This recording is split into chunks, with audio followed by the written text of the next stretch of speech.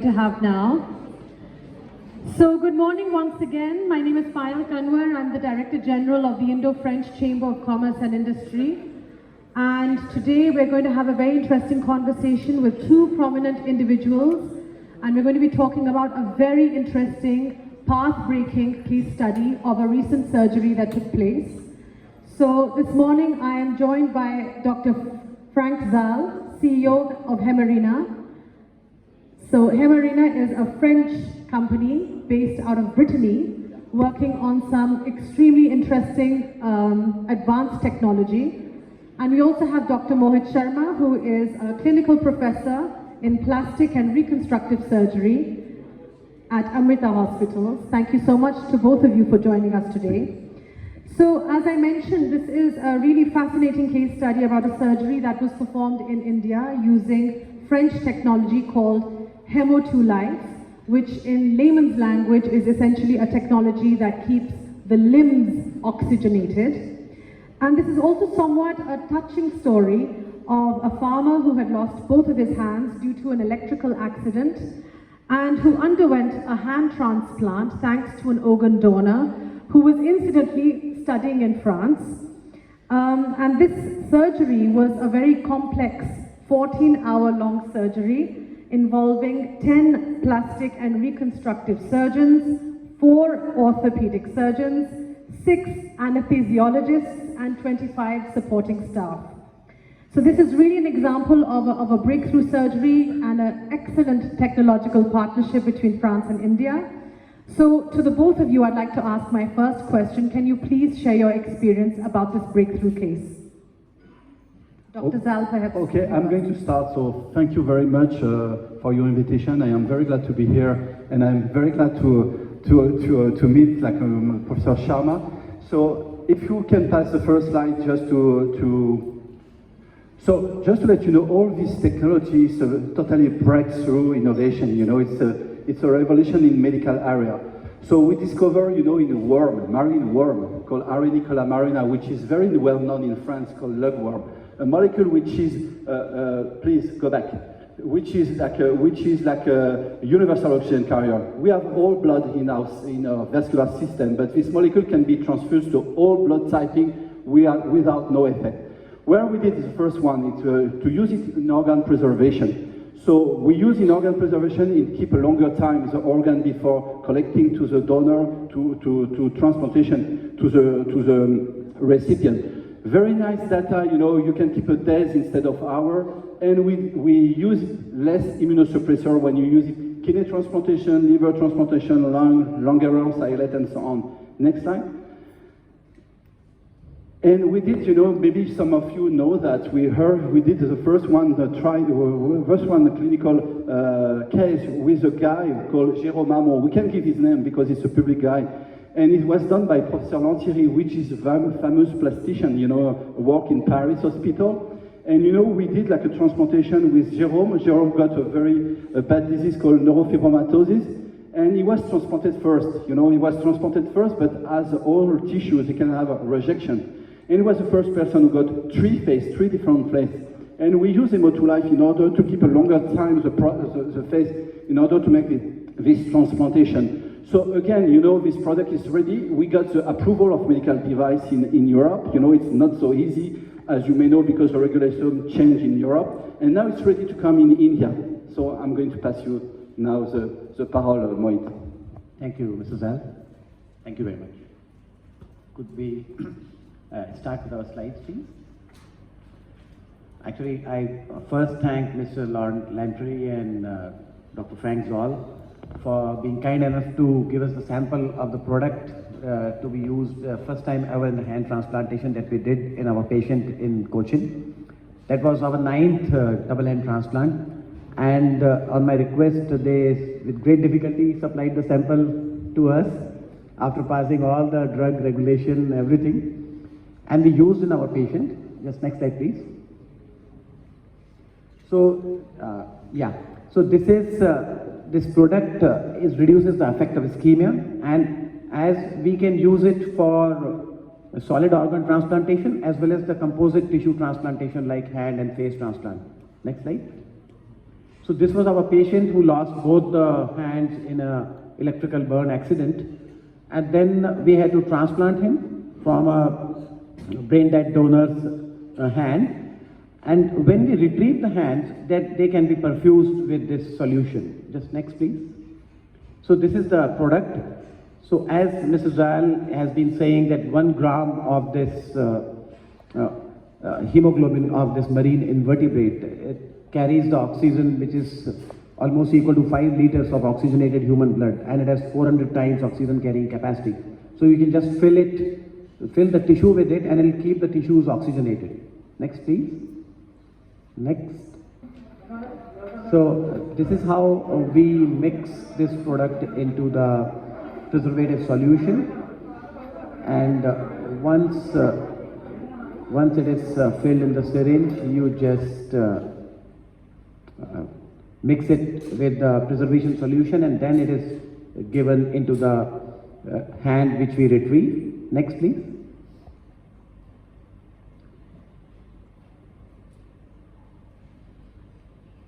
So it is just injected into the solution.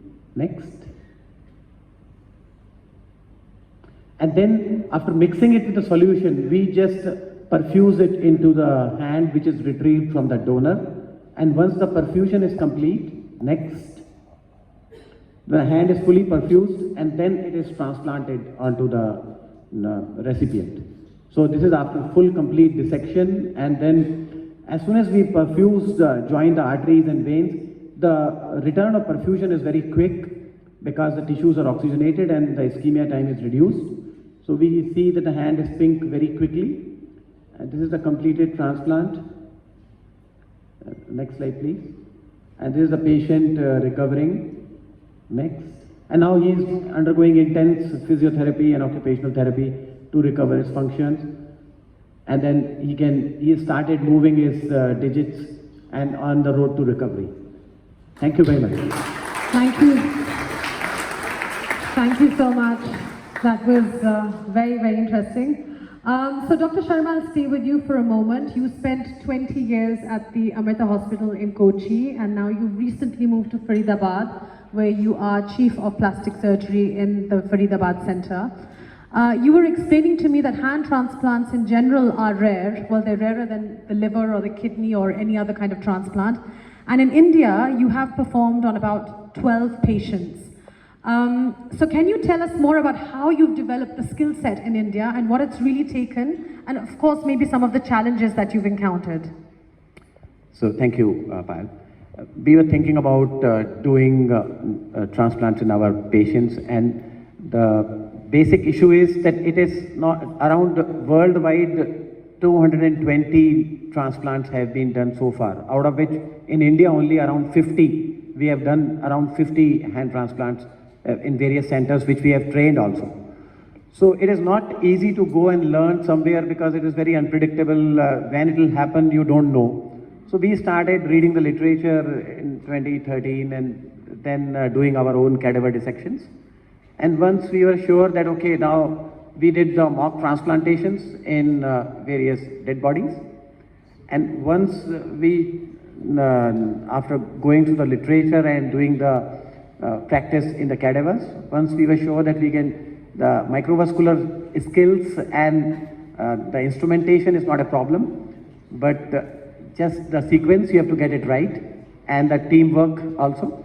So once that was done, we registered our patient, and the first double-hand transplant in country we did in 2015 January. And since that time, we have trained 6 other centers, and they are also doing it in India. Fantastic. Thank you so much. Dr. Zal, so this is really one of your first experiences in India. How do you now view your potential in the Indian market, and what are your plans? What are your future plans in India? So thank you for this question. So, actually, in India, there is around 15,000 people waiting an organ. Waiting an organ, and this technology can bring a lot of value because, India, it's a very large country to make a travel organ, it's far away between south and north. So we can give time for the patient, for the physician to make a very nice operation. You saw the operations that Professor Sharma did it, and actually this one, and we can have like a very nice, survival rate, after transplantation. So actually, this product is, I told you, it's a medical device regulated in Europe. It's ready to be launched in India. And what we're going to do in the future is to set up a company here, just to import the product and to deliver the product for India people. Because when I start this adventure, because it's really an adventure, I would like to save much more people as possible that I can do, worldwide. And actually, my goal is to bring very soon this product to save a lot of people in India too.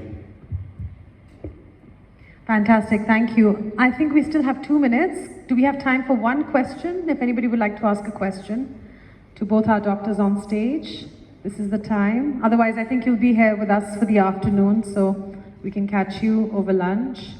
Dr. Sharma, if I were to ask you the most difficult job in any transplantation of this kind is how do you connect the nerves? That is very challenging. I don't know how can you do that.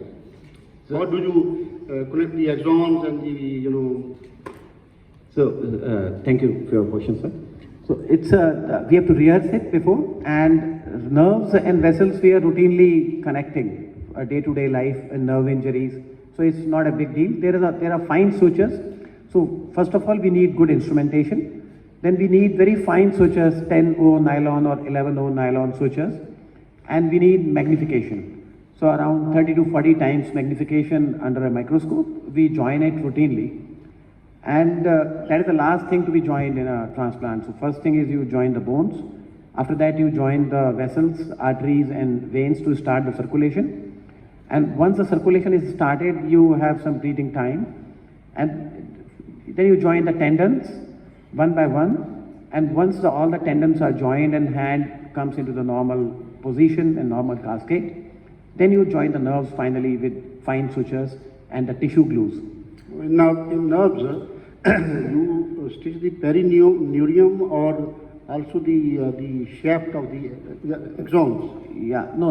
We just do the epineural repair, and along with that we used tissue glue so that our number of stitches are minimized, and basically the nerves start sprouting, the axons start sprouting and grow at the rate of 1 to 2 millimeters per day.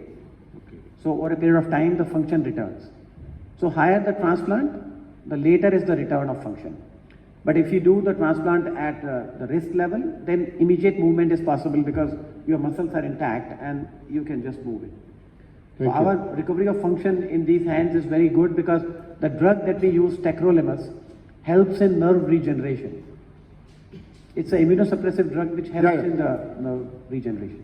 Thank you. Thank you so much, and it's perfect. We're up on time. Thank you so much once again. Thank you very to much. both of you. Thanks. And we have a round of applause.